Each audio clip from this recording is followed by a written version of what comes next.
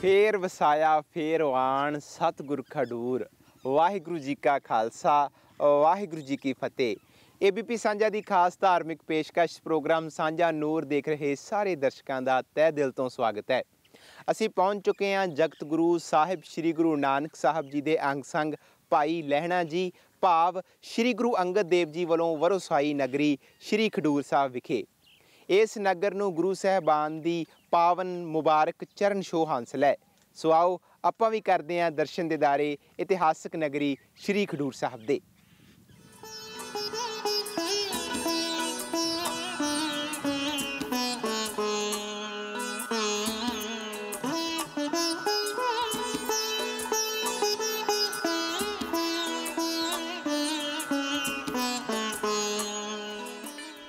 खडूर साहब की धरती हरी भरी है, मनमोहक है। पूरे नगर विच हरे भरे दरखत वातावरण नूं शुद्धता प्रदान करते ने। इतिहासक नगरी खडूर साहब नूं श्री गुरु अंगद देव जी की पवित्र नगरी करके जानिया जाता है। गुरु नानक देव पातशाह महाराज जी भाई लहणा साहब जी नूं मिले ते भाई लहणा साहब जी ने गुरु नानक देव महाराज जी का घर पूछया भी मैं नानक तपा साहब जी के दर्शनों वास्ते जाना। तो गुरु नानक देव महाराज जी मुस्करा के कहिंदे आओ पुरखा मैं तुहानू नानक निरंकार जी के घरे लै जाना। घरे चले गए, सामने गड्ढे हुए किले वाल इशारा करके गुरु नानक देव महाराज जी ने आख्या पुरखा अपनी घोड़ी जिहड़ी उस किले नाल बन करके अंदर आ जाओ। भाई लहणा साहब जी जिस वक्त घोड़ी नूं बन करके जल वर्त करके अंदर गए ते हिरदा निहाल हो गया, मन गदगद हो गया ते हिरदे दे अंदर प्रेम उमाड़ा जिहड़ा वो उछाले मार लगा ते मन हैरानी विच भी गया भी वो सतगुरु जिहड़े तुर करके आए आ ते मैं घोड़ी दे उत्ते सवार हो करके आया। ते गुरु नानक देव महाराज जी ने गल नूं बदल दिता और बदल करके सच्चे पातशाह जी कहंदे पुरखा तेरा नाम की आ? ते भाई लहणा साहब जी कहंदे दाता जी मेरा नाम लहणा। ते नानक निरंकार सच्चे पातशाह जी कहंदे फिर लहणेदार हमेशा घोड़ियां ते सवार हो करके आउंदे।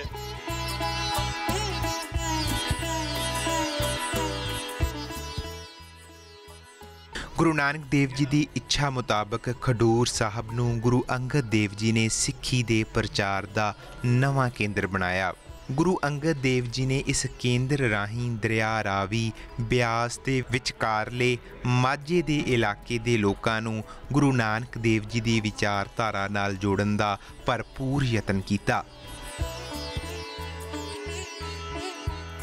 सूरज किरण मिले जल का जल हुआ राम, ज्योति जोत रली संपूर्ण थिया राम। दूसरे गुरुदेव साहिब श्री गुरु अंगद देव पातशाह इस पावन अस्थान से सन 1552 ईस्वी नूं ज्योति जोत समा गए सन। उन्हां दी याद दे विच ये पावन अस्थान श्री दरबार साहब जिसनूं कि अंगीठा साहब भी कहा जाता है सुशोभित है।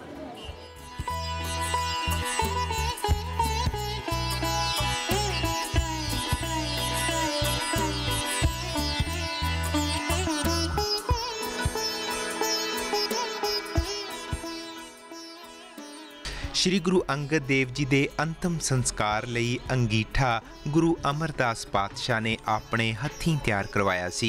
अंगीठा साहब वाली थां ते साहिब श्री गुरु ग्रंथ साहब जी का प्रकाश किया होया है। इत्थे ताबियां ते कोई सेवादार नहीं बैठता बल्कि सवेर तो शाम तक खड़े होके चौर साहब ते वाक लैण दी सेवा की जा रही है।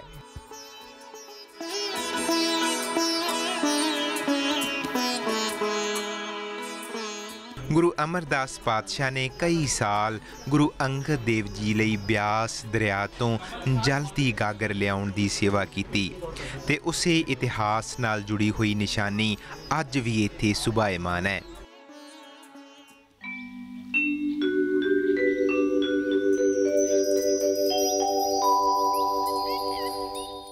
गुरु अंगद देव जी के ज्योति जोत समाउण तो बाद इत्थे ही गुरु अमरदास जी नूं गुरगद्दी दी सेवा मिली सी।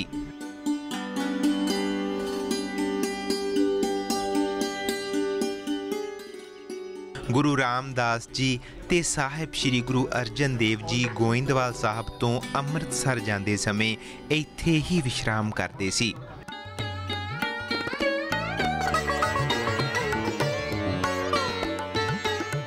ਛੇਵੇਂ ਪਾਤਸ਼ਾਹ ਗੁਰੂ ਹਰਗੋਬਿੰਦ ਸਾਹਿਬ ਆਪਣੀ ਸੁਪੁੱਤਰੀ ਬੀਬੀ ਵੀਰੋ ਦਾ ਵਿਆਹ ਕਰਨ ਉਪਰੰਤ ਪਰਿਵਾਰ ਸਮੇਤ ਇੱਥੇ ਆਏ ਸੀ। ਸ਼੍ਰੀ ਗੁਰੂ ਹਰਿਰਾਏ ਸਾਹਿਬ ਤੇ ਉਹਨਾਂ ਨਾਲ ਬਾਲ ਹਰਕ੍ਰਿਸ਼ਨ ਜੀ ਖਡੂਰ ਸਾਹਿਬ ਦੇ ਦਰਸ਼ਨਾਂ ਲਈ 2200 ਘੋੜਸਵਾਰਾਂ ਸਮੇਤ ਇਸ ਧਰਤੀ ਤੇ ਪਹੁੰਚੇ ਸੀ। ਨੌਵੇਂ ਗੁਰੂ ਸਾਹਿਬ ਸ਼੍ਰੀ ਗੁਰੂ ਤੇਗ ਬਹਾਦਰ ਜੀ ਵੀ ਬਾਬਾ ਬਕਾਲਾ ਤੋਂ ਗੁਰ ਅਸਥਾਨਾਂ ਦੇ ਦਰਸ਼ਨਾਂ ਲਈ ਖਡੂਰ ਸਾਹਿਬ ਆਏ ਸਨ। ਗੱਲਾਂ ਬਾਤਾਂ ਚੱਲੀਆਂ, ਕੀਰਤਨ ਸ਼ੁਰੂ ਹੋ ਗਿਆ, ਅੰਦਰ ਨੂੰ ਠੰਡਾ ਪੈ ਗਈਆਂ। ਜਿਹੜਾ ਮਨ ਲੰਮੇ ਸਮੇਂ ਤੋਂ ਟਿਕਦਾ ਨਹੀਂ ਸੀ ਉਹ ਅੱਜ ਮਨ ਟਿਕ ਗਿਆ। ਰਾਤ ਭਰ ਗੁਰੂ ਨਾਨਕ ਦੇਵ ਜੀ ਦੇ ਚਰਨਾਂ ਵਿੱਚ ਰਹਿ ਸਵੇਰੇ ਦੇਵੀ ਦੇ ਦਰਸ਼ਨ ਹੋਏ। ਉਹ ਦੇਵੀ ਜਿਹੜੀ ਗੁਰੂ ਨਾਨਕ ਪਾਤਸ਼ਾਹ ਮਹਾਰਾਜ ਜੀ ਦੇ ਅਸਥਾਨ ਤੇ ਆਉਂਦੀ, ਪੈਰਾਂ ਦੀ ਆਹਟ ਨੂੰ ਸੁਣਿਆ ਤੇ ਭਾਈ ਲਹਿਣਾ ਸਾਹਿਬ ਜੀ ਪੁੱਛਦੇ ਵੀ ਤੂੰ ਕੌਣ ਆ? ਦੇਵੀ ਕਹਿੰਦੀ ਤੁਸੀਂ ਮੈਨੂੰ ਨਹੀਂ ਪਛਾਣਿਆ, ਮੈਂ ਉਹੀ ਲਾਟਾਂ ਵਾਲੀ ਮਾਈ ਆ ਜਿਹਦੇ ਦੀਦਾਰ ਕਰਨ ਵਾਸਤੇ ਤੁਸੀਂ ਜਵਾਲਾ ਜੀ ਜਾਂਦੇ। ਭਾਈ ਲਹਿਣਾ ਸਾਹਿਬ ਜੀ ਨੇ ਆਖਿਆ ਇੱਥੇ ਕੀ ਕਰਨ ਵਾਸਤੇ ਆਏ? ਕਹਿੰਦੇ ਮੈਂ ਗੁਰੂ ਨਾਨਕ ਮਹਾਰਾਜ ਜੀ ਦੇ ਦਰਬਾਰ ਦੇ ਵਿੱਚ ਉਹਨਾਂ ਦੇ ਸੇਵਕਾਂ ਦੀ ਚਰਨ ਧੂੜ ਲੈਣ ਵਾਸਤੇ ਆਈ। ਤੇ ਸੋ ਉਹਨਾਂ ਦੇ ਮਨ ਨੂੰ ਤਸੱਲੀ ਹੋ ਗਈ ਵੀ ਗੁਰੂ ਨਾਨਕ ਦੇਵ ਮਹਾਰਾਜ ਜੀ ਦਾ ਦਰਬਾਰ ਸਭ ਤੋਂ ਵੱਡਾ ਦਰਬਾਰ ਹੈ। ਅੰਗੀਠਾ ਸਾਹਿਬ ਤੋਂ ਬਾਹਰ ਨਿਕਲਦਿਆਂ ਖੱਬੇ ਪਾਸੇ ਗੁਰਦੁਆਰਾ ਥੜਾ ਸਾਹਿਬ ਹੈ। ਇਸ ਅਸਥਾਨ ਤੇ ਗੁਰੂ ਅਮਰਦਾਸ ਪਾਤਸ਼ਾਹ ਗੁਰੂ ਘਰ ਦੇ ਲੰਗਰ ਦੀ ਸੇਵਾ ਕਰਨ ਉਪਰੰਤ ਬਾਕੀ ਸਮਾਂ ਸਿਮਰਨ ਕਰਿਆ ਕਰਦੇ ਸਨ।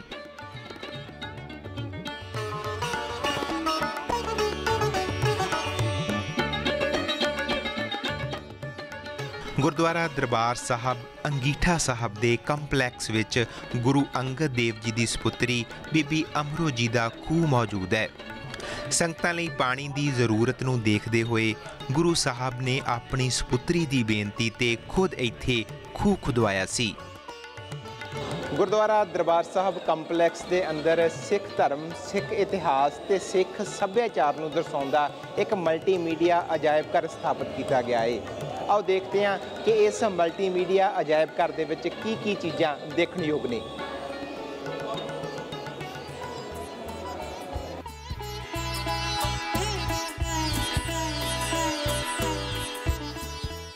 ਖਡੂਰ ਸਾਹਿਬ ਵਿਖੇ ਮਲਟੀਮੀਡੀਆ ਸਿੱਖ ਮਿਊਜ਼ੀਅਮ ਕੈਨੇਡਾ ਨਿਵਾਸੀ ਡਾਕਟਰ ਰਘਬੀਰ ਸਿੰਘ ਦੀ ਅਗਵਾਈ ਹੇਠ ਸਥਾਪਿਤ ਕੀਤਾ ਗਿਆ। ਇਸ ਵਿੱਚ ਵਿਸ਼ਵ ਦੀ ਆਧੁਨਿਕ LCD ਸਕਰੀਨ ਟੈਕਨੋਲੋਜੀ ਅਤੇ ਆਡੀਓ ਵਿਜ਼ੂਅਲ ਵਿਧੀਆਂ ਵਰਤੀਆਂ ਗਈਆਂ ਨੇ। ਸਤ ਧਰਤੀ ਭਈ ਹਰਿਆਵਲੀ ਜਿੱਥੇ ਮੇਰਾ ਸਤਿਗੁਰ ਬੈਠਾ ਆਏ। ਖਡੂਰ ਸਾਹਿਬ ਦੀ ਇਤਿਹਾਸਕ ਨਗਰੀ ਦੇ ਵਿੱਚ ਗੁਰਦੁਆਰਾ ਤਪਿਆਣਾ ਸਾਹਿਬ ਉਹ ਪਾਵਨ ਤੇ ਪਵਿੱਤਰ ਸਥਾਨ ਹੈ ਜਿਸ ਨੂੰ ਸਿੱਖ ਧਰਮ ਦੇ ਬਾਨੀ ਗੁਰਦੇਵ ਸਾਹਿਬ ਸ੍ਰੀ ਗੁਰੂ ਨਾਨਕ ਪਾਤਸ਼ਾਹ ਦੀ ਪਾਵਨ ਚਰਨ ਛੋਹ ਪ੍ਰਾਪਤ ਹੈ। ਇਸੇ ਸਥਾਨ ਤੇ ਹੀ ਗੁਰੂ ਨਾਨਕ ਸਾਹਿਬ ਨੇ ਭਾਈ ਮਰਦਾਨੇ ਦੇ ਨਾਲ ਕੀਰਤਨ ਕੀਤਾ ਸੀ ਤੇ ਇਸ ਸਥਾਨ ਦੇ ਨਾਲ ਹੀ ਬਿਲਕੁਲ ਮੌਜੂਦ ਹੈ ਗੁਰਦੁਆਰਾ ਤਪ ਅਸਥਾਨ ਸਾਹਿਬ ਜਿੱਥੇ ਦੂਸਰੇ ਪਾਤਸ਼ਾਹ ਸਾਹਿਬ ਸ੍ਰੀ ਗੁਰੂ ਅੰਗਦ ਦੇਵ ਮਹਾਰਾਜ ਭਗਤੀ ਕਰਿਆ ਕਰਦੇ ਸਨ।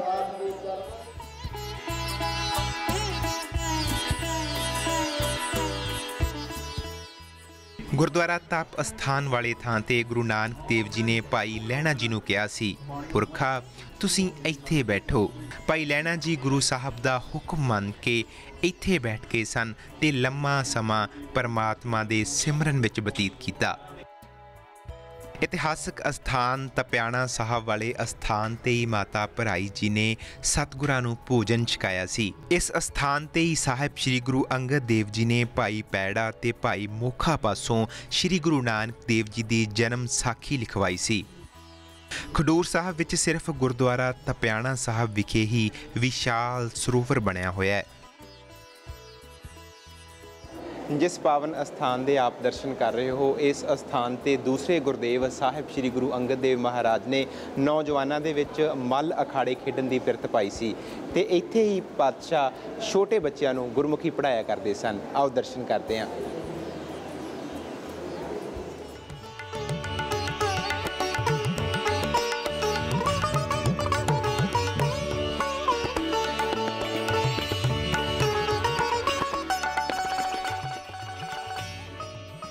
ਗੁਰਦੁਆਰਾ ਮੱਲ ਅਖਾੜਾ ਸਾਹਿਬ ਵਾਲੀ ਥਾਂ ਤੇ ਦੂਜੇ ਪਾਤਸ਼ਾਹ ਦਾ ਦੀਵਾਨ ਅਸਥਾਨ ਹੁੰਦਾ ਸੀ ਜਿੱਥੇ ਰੋਜ਼ਾਨਾ ਦੀਵਾਨ ਸਜਾ ਕੇ ਗੁਰੂ ਸਾਹਿਬ ਸੰਗਤਾਂ ਨੂੰ ਗੁਰਮਤਿ ਉਪਦੇਸ਼ ਦਿੰਦੇ ਸਨ।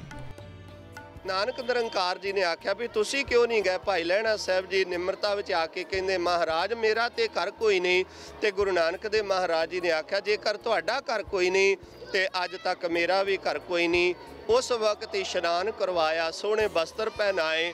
ਜਿਸ ਮੰਜੀ ਦੇ ਉੱਤੇ ਗੁਰੂ ਨਾਨਕ ਦੇ ਮਹਾਰਾਜ ਜੀ ਖੁਦ ਆਪ ਆਸਣ ਲਾ ਕੇ ਬੈਠਦੇ ਸਨ, ਉਸ ਉੱਚੀ ਮੰਜੀ ਦੇ ਉੱਤੇ ਸੱਚੇ ਪਾਤਸ਼ਾਹ ਮਹਾਰਾਜ ਜੀ ਨੂੰ ਬਿਠਾ ਲਿਆ। ਔਰ ਗੁਰਤਾ ਗੱਦੀ ਦੀ ਜਿਹੜੀ ਦਾਤ ਆ, ਪ੍ਰਿੰਸੀਪਲ ਸਤਵੀਰ ਸਿੰਘ ਸਾਹਿਬ ਜੀ ਲਿਖਦੇ ਆ, ਗੁਰਬਾਣੀ ਦੀ ਪੋਥੀ ਤੇ ਇੱਕ ਕਮਰ ਕੱਸਾ ਦਿੱਤਾ। ਔਰ ਕਮਰ ਕੱਸਾ ਦੇ ਕਰਕੇ ਆਖਿਆ ਖਡੂਰ ਸਾਹਿਬ ਮਾਤਾ ਵਿਰਾਈ ਸਾਹਿਬ ਜੀ ਦੇ ਘਰ ਦੇ ਅੰਦਰ, ਜਿਹਨੂੰ ਆਪਾਂ ਮਾਤਾ ਭਿਰਾਈ ਸਾਹਿਬ ਦੇ ਨਾਵਾਂ ਦੇ ਨਾਲ ਵੀ ਜਾਣਦੇ ਆ, ਕਿ ਉਹਨਾਂ ਦੇ ਘਰ ਸਾਡੇ ਬੈਠਣ ਦੀ ਮੰਜੀ ਹੈ। ਪੁਰਖਾ ਤੁਸੀਂ ਉਸ ਧਰਤੀ ਤੇ ਚਲੇ ਜਾਓ। ਇੱਥੇ ਹੀ ਹਮਾਯੂ ਨੇ ਬਾਦਸ਼ਾਹ ਹੋਣ ਦੇ ਹੰਕਾਰ ਵਿੱਚ ਕੁਸ਼ਤੀਆਂ ਕਰਵਾ ਰਹੇ ਗੁਰੂ ਸਾਹਿਬ ਤੇ ਤਲਵਾਰ ਚੁੱਕੀ ਸੀ, ਜੋ ਚੱਲ ਨਾ ਸਕੀ। ਉਹਨਾਂ ਨੇ ਗੁਰੂ ਨਾਨਕ ਦੇ ਮਹਾਰਾਜ ਜੀ ਦਾ ਜੀਵਨ ਲਿਖਵਾਇਆ। ਮੱਲ ਅਖਾੜੇ ਸਾਹਿਬ ਕਾਇਮ ਕੀਤੇ।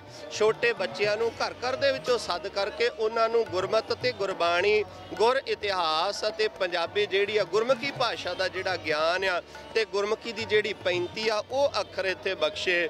ਤੇ ਉੱਥੇ ਉਹਨਾਂ ਦੇ ਜੀਵਨ ਸਾਥੀ ਸਤਿਕਾਰਯੋਗ ਮਾਤਾ ਖੀਵੀ ਜੀ ਲੰਗਰ ਦੌਲਤ ਵੰਡੀਐ ਰਸ ਅੰਮ੍ਰਿਤ ਖੀਰ ਘਿਆਲੀ, ਉਹ ਲੰਗਰ ਦੇ ਵਿੱਚ ਘਿਓ ਵਾਲੀ ਖੀਰ ਜਿਹੜੀ ਆ ਉਹ ਵਰਤਾਉਂਦੇ ਰਹੇ। ਮਲੂਕੇ ਚੌਧਰੀ ਵਰਗੇ ਜਿਹੜੇ ਸ਼ਰਾਬਾਂ ਪੀਣੇ ਖਡੂਰ ਸਾਹਿਬ ਦੇ ਸਨ, ਮਹਾਰਾਜ ਜੀ ਨੇ ਉਹਨਾਂ ਨੂੰ ਨਸ਼ਿਆਂ ਤੋਂ ਰਹਿਤ ਹੋ ਕਰਕੇ ਜੀਵਨ ਨੂੰ ਬਤੀਤ ਕਰਨ ਦਾ ਜਿਹੜਾ ਉਪਦੇਸ਼ ਦਿੱਤਾ।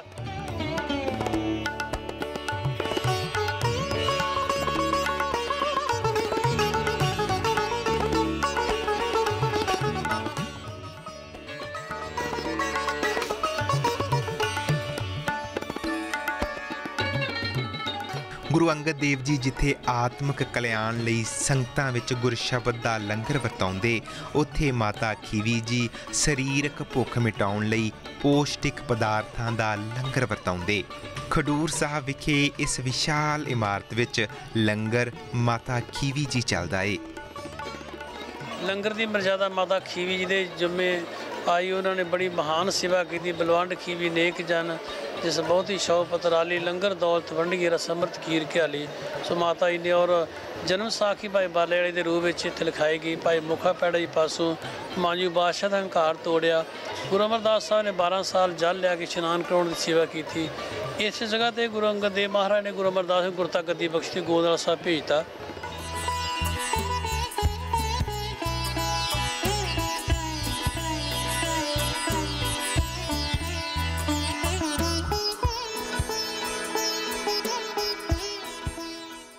ਗੁਰਾਂ ਦੀ ਪਾਵਨ ਬਾਣੀ ਵਿੱਚ ਦਰਜ ਹੈ, ਬਲਵੰਡ ਖੀਵੀ ਨੇਕ ਜਨ ਜਿਸ ਬਹੁਤੀ ਛਾਉ ਪਤਰਾਲੀ, ਲੰਗਰ ਦੌਲਤ ਵੰਡੀਐ ਰਸ ਅੰਮ੍ਰਿਤ ਖੀਰ ਘਿਆਲੀ। ਤੋ ਇੱਥੇ ਬਾਰੇ 13 ਸਾਲ ਦਾ ਸਮਾਂ ਗੁਰੂ ਅੰਗਦ ਦੇਵ ਜੀ ਬਿਰਾਜਮਾਨ ਰਹੇ।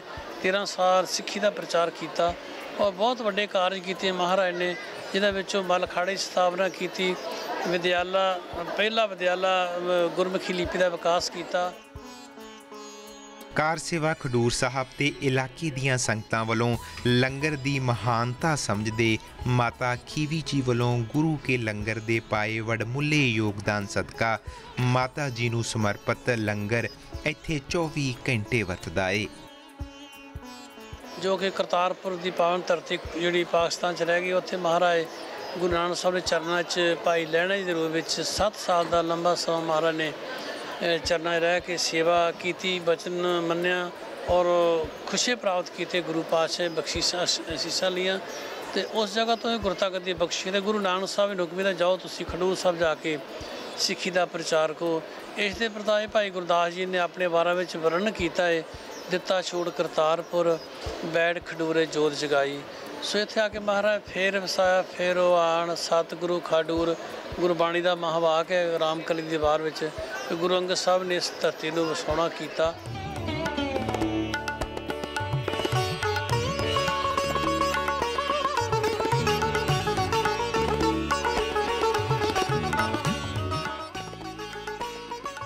ਮਾਤਾ ਖੀਵੀ ਜੀ ਦੇ ਲੰਗਰ ਦੀ ਸੇਵਾ ਖਡੂਰ ਸਾਹਿਬ ਦੇ ਆਸ-ਪਾਸ ਵਸਦੇ ਲਗਭਗ 78 ਕੁ ਪਿੰਡਾਂ ਦੀਆਂ ਸੰਗਤਾਂ ਵੱਲੋਂ ਆਪਣੀ ਵਾਰੀ ਮੁਤਾਬਕ ਕੀਤੀ ਜਾਂਦੀ ਹੈ।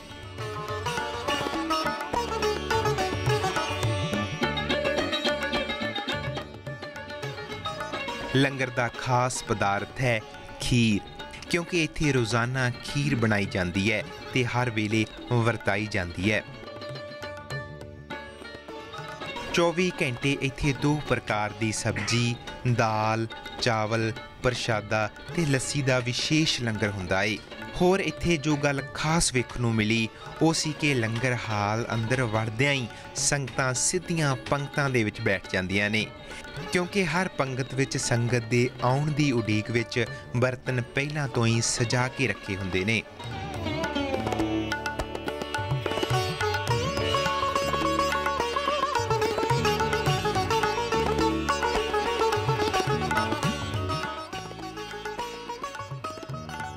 ਸੇਵਾਦਾਰਾਂ ਮੁਤਾਬਕ ਮਾਤਾ ਖੀਵੀ ਜੀ ਦੇ ਲੰਗਰ ਵਿੱਚ ਕਦੇ ਕਿਸੇ ਪਦਾਰਥ ਦੀ ਤੋਟ ਨਹੀਂ ਆਈ।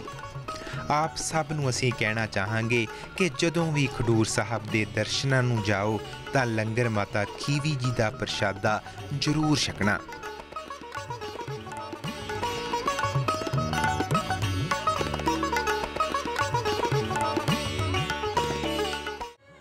ਕਾਰ ਸੇਵਾ ਖਡੂਰ ਸਾਹਿਬ ਦਾ ਮਕਸਦ ਹੈ ਧਰਤੀ ਦਾ ਸੰਤੁਲਨ ਕਾਇਮ ਰੱਖਦਿਆਂ ਹੋਇਆਂ ਮਨੁੱਖਾਂ, ਪਸ਼ੂਆਂ ਤੇ ਪੰਛੀਆਂ ਨੂੰ ਸਾਫ਼ ਸੁਥਰਾ ਵਾਤਾਵਰਨ ਦੇਣਾ, ਤੇ ਇਸ ਮਕਸਦ ਦੇ ਵਿੱਚੋਂ ਕਾਰ ਸੇਵਾ ਖਡੂਰ ਸਾਹਿਬ ਬਹੁਤ ਹੱਦ ਤੱਕ ਕਾਮਯਾਬ ਵੀ ਹੋ ਰਹੀ ਹੈ।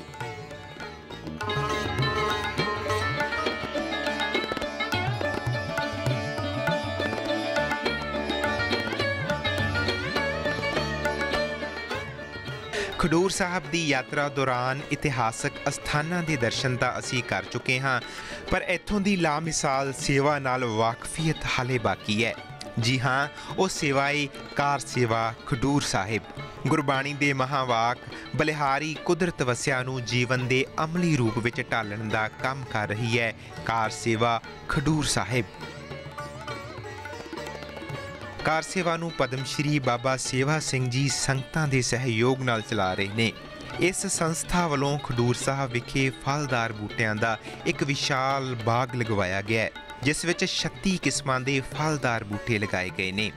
ਇੱਥੇ ਪੜ੍ਹੇ ਲਿਖੇ ਵਿਦਵਾਨ ਵਰਗ ਦੇ ਰਿਟਾਇਰਡ ਸੂਝਵਾਨ ਅਫਸਰ, ਵਲੰਟੀਅਰ ਸੇਵਾਦਾਰ ਨੇ ਤੇ ਹੋਰ ਸੇਵਾਦਾਰ ਵੀ ਇੱਥੇ ਹਰ ਵੇਲੇ ਸੇਵਾ ਕਰਦੇ ਨੇ।